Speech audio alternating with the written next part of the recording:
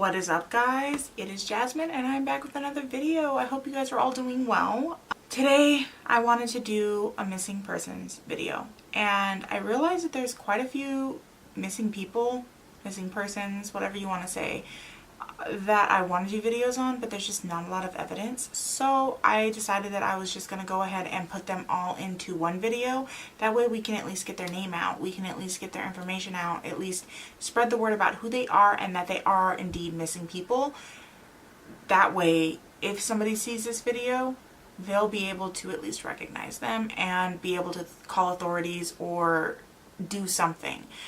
So these are a few people, and like I said, there's just not a lot of information on them, but I want to be able to give them a voice because I know a lot of people enjoy the long videos of people who are missing and there's tons of details, but I feel like the people who don't have any details are the ones that we really need to pay attention to because they're the ones that are more worrisome. They literally vanished. So let's go ahead and jump right in. The first one that I'm going to talk about is out of good old Hemet, California, and I guarantee you guys probably know a lot about this story. At least her family has been very vocal about her missing and they're trying to find justice for her. So this probably isn't going to come to any surprise from you if you're from Hemet, but if you're not from Hemet, you may actually find this a little bit interesting, so to say. The Riverside County Sheriff's Department is out of hoping for any information to help find Kathleen Haney. She's 56 years old and she's from Hemet, California. So Kathleen Haney has literally almost been missing for 2 years. It is the 21st of January. She came up missing on January 22nd of 2017. So on that day, she was supposed to go pick up her daughter's boyfriend, Kyle Keiki or Kyle KG. I don't know how to pronounce that. I'm very sorry for butchering his name. I'm not trying to insult anyone. Reports say that Kathleen was driving Kyle to a Soboba casino, pretty much. Police were called to a fire on January 23rd, 2017 at 6 a.m. in Castell Canyon on the Soboba reservation. The car was identified as Kathleen's car and there was no one inside of the vehicle. The following day, Kyle's body was found in a riverbed near Soboba and he had been shot in the head.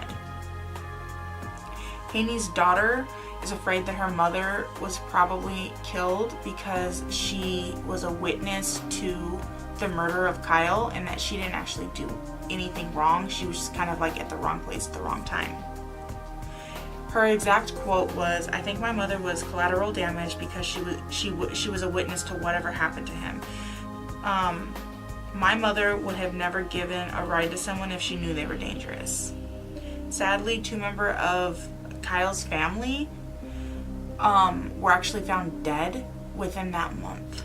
One was from a gunshot wound and the other was from a drug overdose, and the police said at that time they don't think that there was any correlation, but I personally don't see how there couldn't be correlation. You're telling me one person died of a drug overdose and 2 people were shot and you don't see a correlation?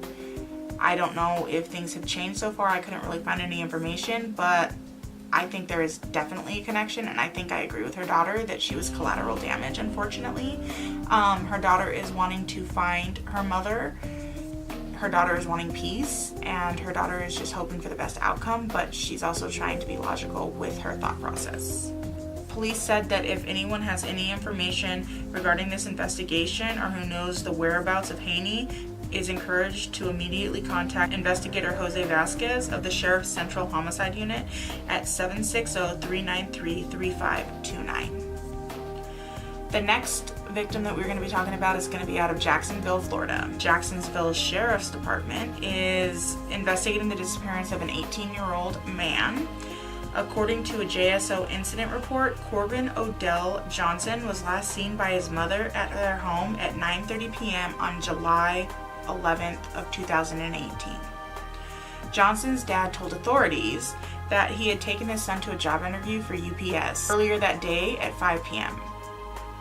And then he later dropped him off at home on Biscayne Bay Circle at 9 p.m. The family said that they sent Johnson a text message at 8:44 a.m. the next day and he just didn't reply and they haven't heard anything from him. And that's totally out of character for who he is. 2 girls told police they spoke to Johnson on July 11th and said he was waiting on a ride. Johnson reportedly called the girls back at 9 p.m. and told them that he was okay and did not give his location. The girls also told police that a random guy told them Johnson got into an unknown black car. Johnson's dad says that sometimes he hangs out with unknown friends, and he thinks that that may be a clue as well to his disappearance. Johnson is said to have a tattoo on his neck of a U, the name Melissa on his left arm, and the name Jordan on his chest. And Johnson has no reported history of ever coming up missing, so it's very out of character for him to do so. His height is 5 foot 9 inches. His weight is 145 pounds. He was last seen wearing a white t-shirt, white pants, and white Jordan sneakers. Anyone with information regarding Johnson's whereabouts are asked to call 904-630-0500. The next report that I'm going to talk to you guys about is out of Tampa, Florida. Tampa police are asking the public for help in the disappearance of Deborah Saucier. Her daughter Candace says that her mom spent a few hours at the Seminole Hard Rock Casino, where security cameras show her leaving at about 9:45 p.m. She's a 62-year-old woman. She drove straight to Julian B. Lane Park in downtown Tampa. With the purse, wallet, and cell phone all locked inside, was found parked in a handicap spot 6 days later. Saucier's daughter is concerned for her mom because she needs medication and suffers from hearing and memory loss. My fear is, did she fall and hurt herself and is somewhere that nobody can see her? Or did she forget and wander and she's wandering around still confused? My fear is that she hasn't had any food, Larry told the station. Deborah is between 5'2" and 5'4", weighs 200 to 210 pounds. She was last seen wearing a brown cap, unknown collared shirt, and dark sweatpants. Anyone with information is asked to call 813-231-6130. The next person that we're going to be talking about is someone named Savannah Spurlock. She's from Lexington, Kentucky. Savannah left with 2 males from the other bar. That's the name of it, the other bar. It's not like I'm talking about the other bar, like the other bar is the name. 2:30 a.m. She hasn't been seen since. The males and a third person were interviewed, and Savannah is still missing. She was last seen on January 4th, 2019 in Lexington, Kentucky. She's 22 years old. She's 5 foot, weighs 140 pounds, with brown hair, which she dyes blonde.